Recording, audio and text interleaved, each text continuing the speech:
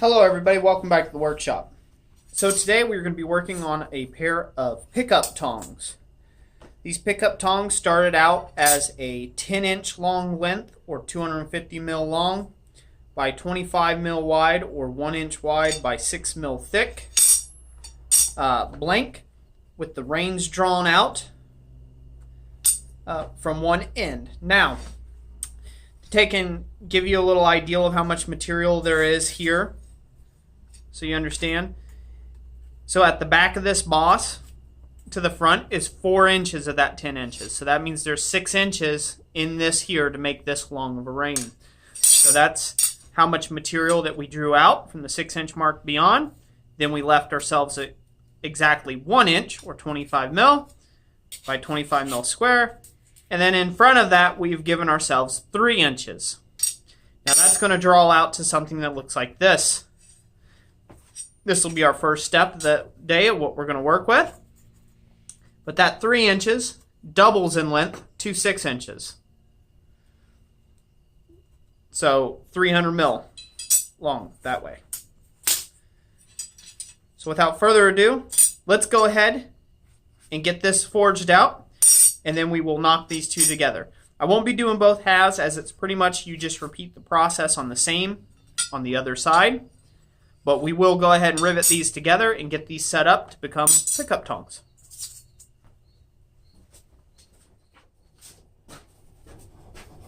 Okay, so anytime I've got a lot of drawing out to do, like I've got here, I like to take and heat the piece of material up as hot as I can get it.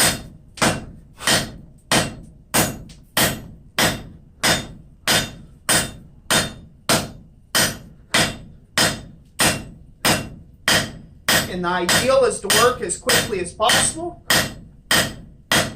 forging this out and down.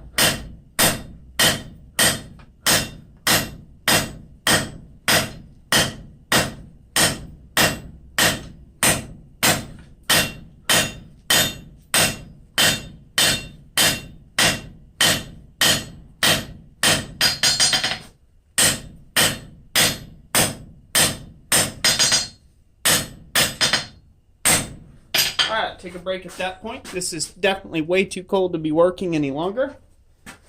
I try to work it down into these lower heats just for the camera. So this way you guys can kind of see what's going on there. But there, it's our 1 inch mark. And we made our first initial set down with half on half off blows. And drew this out a little bit. Now, we're not going to continue to draw this on the face of the anvil. We're going to speed this up by going to the horn and work out the material this way. If you're a follower of Brian Bazile's forging style and or Alex Steele's forging style, at this point you'll go to the edge and do whatever crazy thing you do there to work this on the edge of the anvil and draw it out that way. I am not a fan of that style, so I go to my horn and I work out the material on the horn just like so in a progressive manner. Do what you like. The main point is to draw this out to approximately 6 inches long or 300 mil.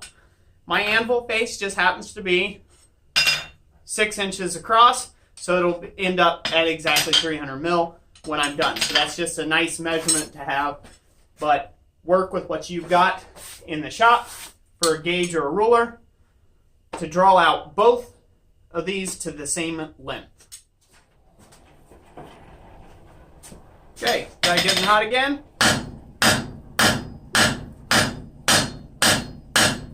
Now I'm just going to lengthen this out.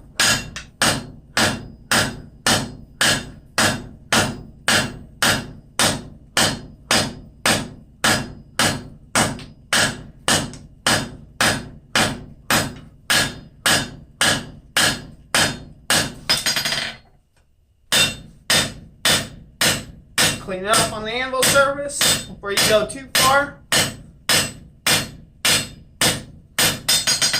Just make sure we're getting where we want to be.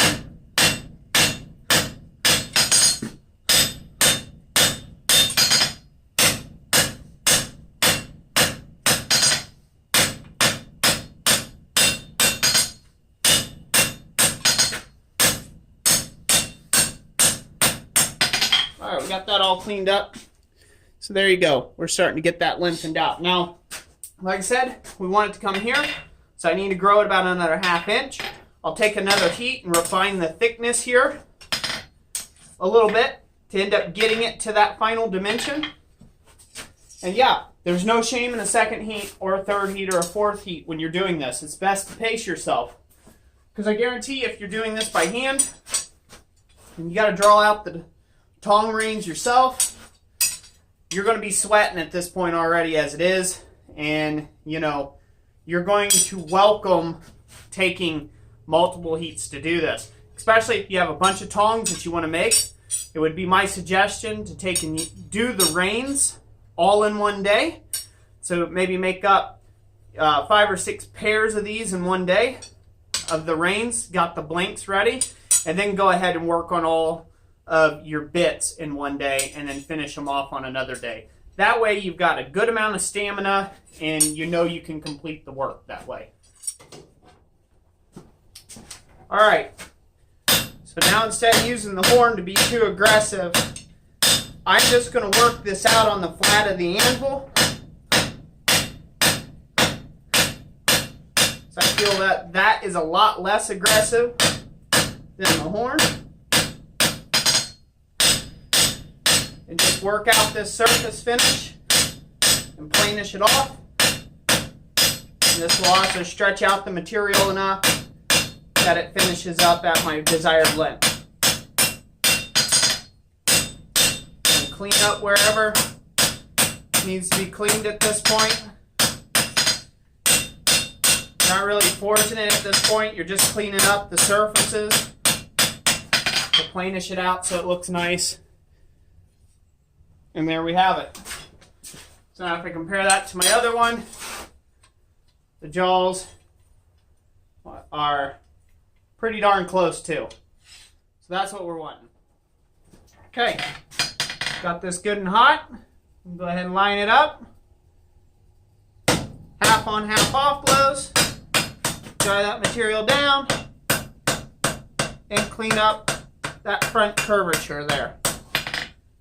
Back to the face of the anvil. Clean up the heel.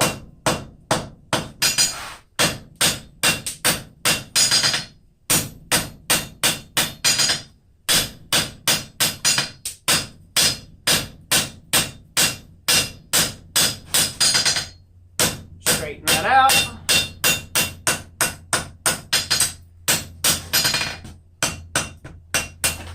Voila!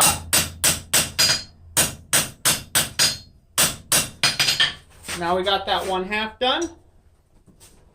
Set it down. Do that to the other half. Same place on the anvil. Half on, half off blows. Working it down and taking off that front little radius there. Working that back into the thing. Taking off the heel again.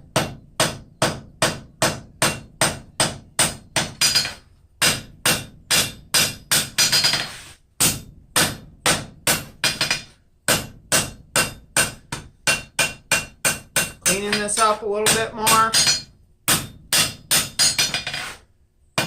Go ahead and clearing up my radius a little more yet.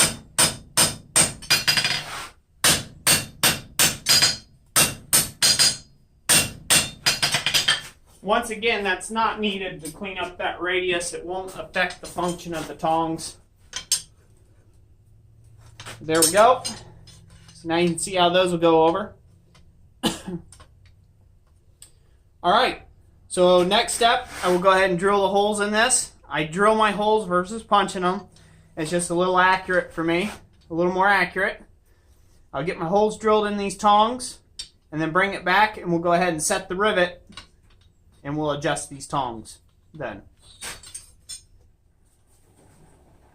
Okay, so like I've done in other videos, we are going to, I've already preset this rivet cold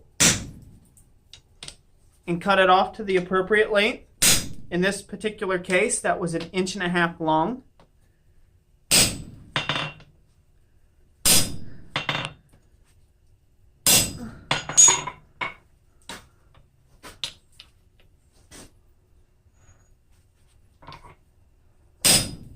So now I'm just going to use my rivet set tool, rivet block and rivet set, and we are going to upset this rivet into a nice clean rivet, like we've done in other videos. We'll go ahead and adjust these, make sure this is staying nice and square. It'll have a tendency while you're doing this of wanting to, you know, bend around on you, since this has such a long length of handles and jaws. They'll want to do a little bit of walking around on you, but that's okay. We'll just drive that rivet straight and tight. There we go. You can see the little double bite that I got there. That's because I accidentally put it in that smaller rivet set hole. And that's why that happened like that. Okay, do one more hit on it. There we go. Got it all set up there. It's good enough. That little double bite won't affect anything about the functionality, just the aesthetics. Go ahead and remove these tools. We made those tools in another video. I encourage you to go check those out if you're just new to the channel. I'll try to leave a link to that in the description below. So now we'll just adjust these up to straighten them up a little bit, line them up, just like so. So now we got that hinge joint nice and clean. Now it's time to adjust these out to where we want them. So these are pickup tongs, so they're not meant to actually grip anything worthwhile. They're just meant to be able to come along and grab a piece of material that's either fell on the floor or that fell down into the bottom of the firebox and you need to get down in there. A lot of guys, you'll see them use pickup tongs in order to manipulate blocks of steel under power hammers and things like that. It's just more of a, you know, larger blocks of steel they'll grab a hold of and be able to manipulate it when making hammers and stuff. They look to be handy for that. So the general shape are we're going to curve these out and curve them back in to where they just look like pinchers like this. So that's the ideal we're going for, like a pincher. So I'll take another heat and then we will go ahead and start messing about with these. Okie dokie. So to adjust these is pretty simple. All we're going to do is try to put a bend in about the same place evenly on both halves of the tongs. No real big deal. Try to keep them straight and in line with one another. About the same curvature if you can. And then we're just going to curl it back the opposite direction. Like I said, you can make these however you like. You can put little swirly gigs on the end of them. You know, you can make them however wide to fit whatever material size. I'm going to make these fairly small pickup tongs. Just rolling those in.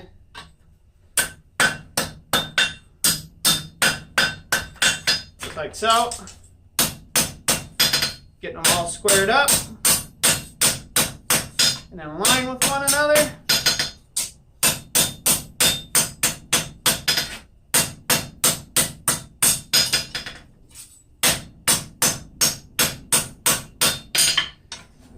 And there you go. So all that work to get to that point. And now what we'll have to do, like we do with any tongs, you have to heat this joint up and then work these handles free because that rivet's tight as all get out. And we've got to be able to get these to open and close freely with one another. So I'll go ahead and get another heat on that. We'll do that, give it a brush. And that'll be the end of the video. Okay, got that rivet joint good and hot. We're going to try to peel it open and then close it all the way down.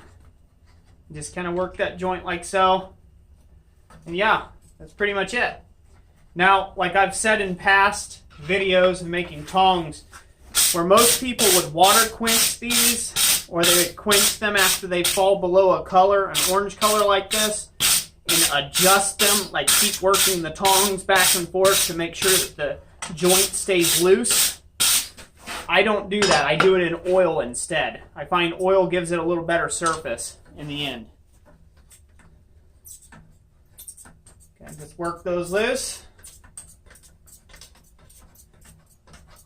Or if you don't have either, you can just keep working them to loosen them up as the piece cools.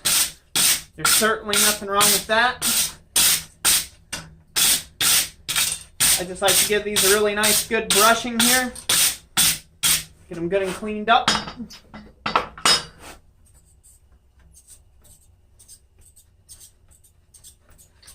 Just like so. Nothing to it. And just to show how they work real quick, piece down here, my anvil.